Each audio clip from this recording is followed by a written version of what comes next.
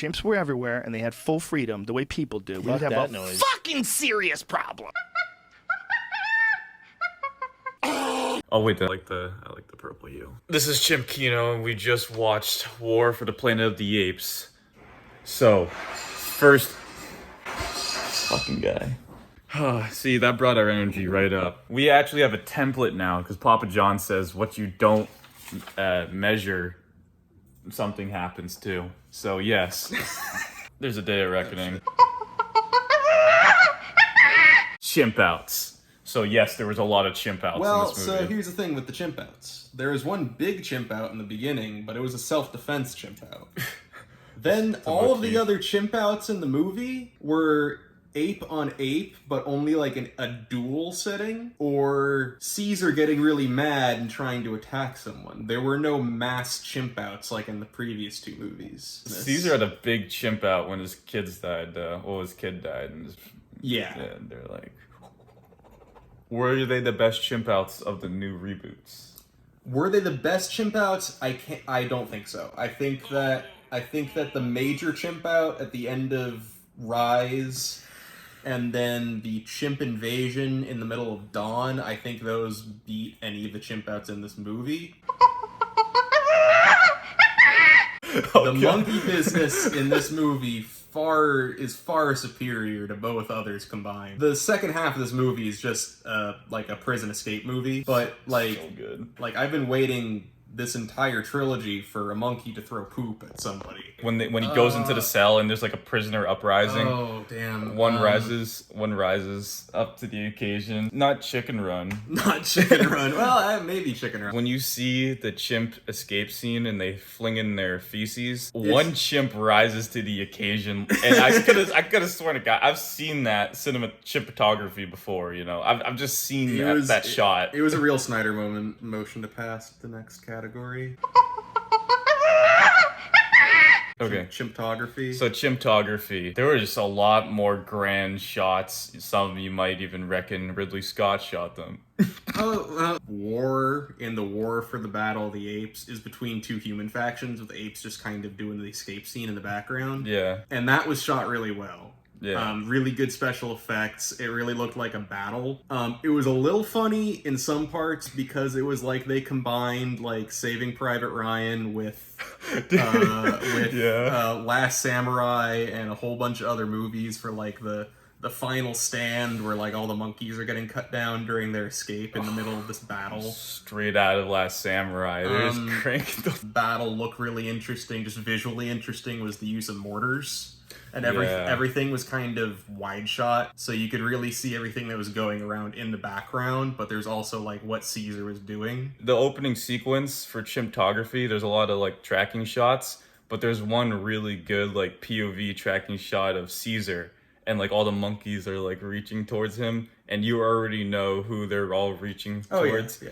That was a cool shot when he's going through like it's the first time you see like the new base they built, and he's just walking through it. That was cool. The avalanche was kind of cool. Fight scenes between the chimps were usually done in the dark, so it looked a lot more brutal. Like ever since like Ang Lee's Incredible Hulk, they're all done in the dark. Like the Godzilla movies, a lot of the Marvel movies, and it's just because when it's shot in the dark, or if it's like digitally darkened, it's just easier to cover up bad CGI. So you always have to keep that, or at least I always keep that in the back of my mind. It did actually improve the mood of these scenes, especially since most of these like scenes where they were fighting was either in the prison camp where it was always dark, or like most of the time it was dark. When Caesar and Rocket and I can't remember the gorilla's name, and Maurice were like doing their covert shit. It was like a Splinter Cell 8 takedown.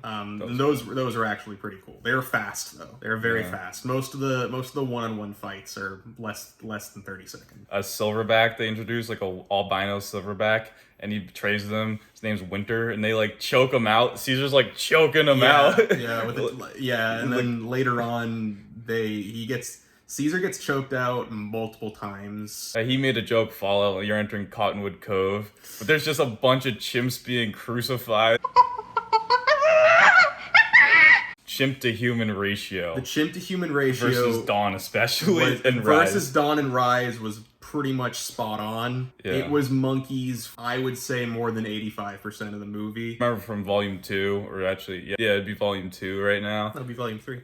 If you remember from volume 3, Dumas was one of his major things was, who gives a shit about the humans? Like, the acting was bad, everything was bad. Like, you know, I feel like Matt Reeves, director, just like heard that from everyone. Rise gets an excuse because most of the movie is Caesar growing up, so he's not really doing anything like notable yet, except some monkey business. It's what we all wanted. We were tired of watching humans. There's only one quick thing that I had down for our template for banana review. It's real primates. It's obvious. There's no primates. There's no real primates used, unless there was like one scene. I don't know. They might have motion captured some monkeys. Yeah, that would have been cool. I could see them doing that. Yeah. Well, I mean, there's also like miscellaneous things. Like quick notes you want to do? Quick notes, yeah. Okay. That aren't covered by this. But. Do you want to cover the one last? The romance stuff between monkeys is weird. It's really weird. It made me feel strange. Some kind of way. It's like watching two dogs give each other fuck eye. It's like in The Lion King, Can You Feel the Love Tonight the sequence, Nala gives Simba the fuck eyes. Makes you feel strange. Yeah, but we didn't want humans. But no, you didn't want humans. It doesn't hurt the movie. The gorilla used an FNFAL, which is like sick as shit, and he's a fucking gorilla. It's a Belgian gorilla, I guess. Yeah, he's a fucking gorilla. Talk about guerrilla warfare. Also, that gorilla rides on a horse. Yeah. And it's like, I felt like so bad for this horse, but the horse looks fine the whole movie, where it's like, a horse can't carry a 600-pound gorilla. I was imagining the scene from Blazing Saddles where the bull just falls underneath. Yeah. Like Maurice will be like signing Caesar, and Caesar responds not facing him and being like 5 steps ahead of Maurice, while Maurice isn't making any monkey noises. True. So there's literally no way, unless he's looking into a mirror, that he'd be able to tell what Maurice is saying. Yeah. So that's kind of an oversight. You're not really sure if it's a Moses leading the Jews out of Egypt sort of an analogy, because there's like an Exodus, and then he gets tried by the Pharaoh, who's Woody Harrelson, and then they escape to the Holy Land. And then upon seeing the Holy Land, he dies, which I called probably 15 minutes before it even happened. Yeah. Or, like, it could be like a Jesus metaphor, because he gets crucified, like, 3 different times. Whipped. He gets whipped. Or it could be, like, a Holocaust thing. Or it could be, like, the American slave trade thing. Or, and this is the one that's, like, iffy on... And so since this movie came out in 2017, it might be like, and like the whole thing is like the apes get sent to a detention center and like enslaved, and they're forced to build a wall to keep people out. It could just be like a Trump analogy. Who knows what the message of this movie is? It draws from so many freaking things at the same time that it's kind of a mess, but it's like a glorious mess. Yeah, I'm gonna add on to his point is that there's like a very Dark Knight-esque scene between the Colonel and Caesar, and it's just like one of those, do it! And Caesar's got the gun pointed to get his revenge finally, and then it's just like, you know, he's got the Colonel pulls back the hammer, and it's just like, just do it, and they're just looking at each other like, it's like the mute girl. We immediately again just trying to find its identity compared to other movies and shit. It was like Aliens with Newt. Yeah.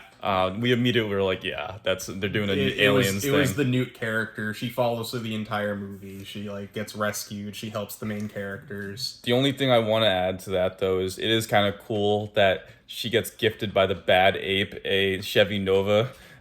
You know, fucking whatever, what are they called? Well, like the character's name is Bad Ape, but he's not like a bad. Dumas thinks the same way I was thinking on this one. The Maurice saying Nova for the first time was like... That was a good payoff. That was probably one of the best moments of this entire trilogy. So we got a list of the chimp emotional scale. So these are all the emotions that chimps can feel that humans also share. And according to Wikipedia. It is according to like chimp something org. I'll have a source event next volume. But the point is we'll go down the list. So there was joy in this when just right off the bat when Caesar gets his son, he and Rocket reunite. There's like a big hug. Yeah. There's joy and all that. Anger. That's pretty much obvious. It segues right to the son. Caesar gets mad, and then like the donkey, the Donkey Kong, the gorilla. Yeah. He's mad the entire movie. He's got like a who farted face. True. Jealousy. Yeah, I don't think there was jealousy in this one. It wasn't displayed, no. But So- you could maybe imply it. So the full chimp emotional skill is not hit. Compassion was absolutely hit. Yeah. Multiple times. Give one example quick. The monkey love fuck scene. Yeah, the despair. There was a lot of despair at the start of this. I mean, it was like Caesar was like, oh, he was just like he's chimped out after it. But yeah, Well, like no, but like when his son and his wife die, he gets like teary eyed and like upset. and he's like sitting alone in a corner of his room. Which brings us into another one, depression. Yes. Because like he has like PTSD flashbacks to Koba throughout the entire movie. He's an antagonist of Dawn, where like because like he thinks that he's becoming like Koba. Yeah. Which I mean, like the thing is, like he actually has reasons for the feelings that he's feeling and the actions that he does, whereas Koba was just a dickhead. Exactly. Yeah. So, and then Affection. There was clearly affection. I mean, like, I'll just cite one example. We get introduced to this chimp Lake, which is not in the other movies, but we just see Rocket go up to Lake and be like, oh, Jake Sully. But it's really just like what Caesar and the main character, I forget his name, from Dawn did, where they just did the head thing. It just shows affection. And then moving on to fear, I just want to mention real quick before Dumas' example, my example would be Winter. I mean, they just call him out for being afraid. And I did like that they had like a lot of chimps from the beginning cooperating with humans out of fear. Because we were like, oh, what the fuck? And then when Rocket gets beaten by Donkey after Rocket like gets himself caught to like as a distraction, he definitely has like beady little scared chimp eyes. Yeah, and that was cool. So now overviewing all of this. So Sid, what is your banana score? Okay, so I'm gonna give my banana score now. We have banana review template now, so we can go down the list real quick. Just as an overview, if you made it this far here, I mean, it's not gonna be a long video. Chimp out, yes, and it wasn't as many and it wasn't as good as Rise, but it was quite a nice chimp out. Monkey business. There was a ton of monkey business. This is the best monkey business of the whole series. Chimptography, a lot of 6 shots. Zack Snyder-esque, Ridley Scott-esque. Chimp to human ratio, minimum 85%. It was wonderful. It was wonderful. Real primates, they might have used a stand-in here and there. And then for the chimp emotional scale, it covered all of them except for jealousy. So we just covered the whole banana review template. What do you give out of I give War of the Planet of the Apes, at minimum, at this moment, a 4.5 out of 5. Whoa! I give it a 4.5. Oh, it's right at the base here of Dunstan. Whoa! It really narrows down what Chimp Kino should be, especially action Chimp Kino, as well as it doesn't really screw around, and then it doesn't like my main concern based on the title of War for the Planet of the Apes is that it was going to be like the third Hobbit movie where it was just 2 hours of action. But no, the plot actually moves along. It introduces new conflicts. It's not just, oh, it's chimps versus humans the entire movie.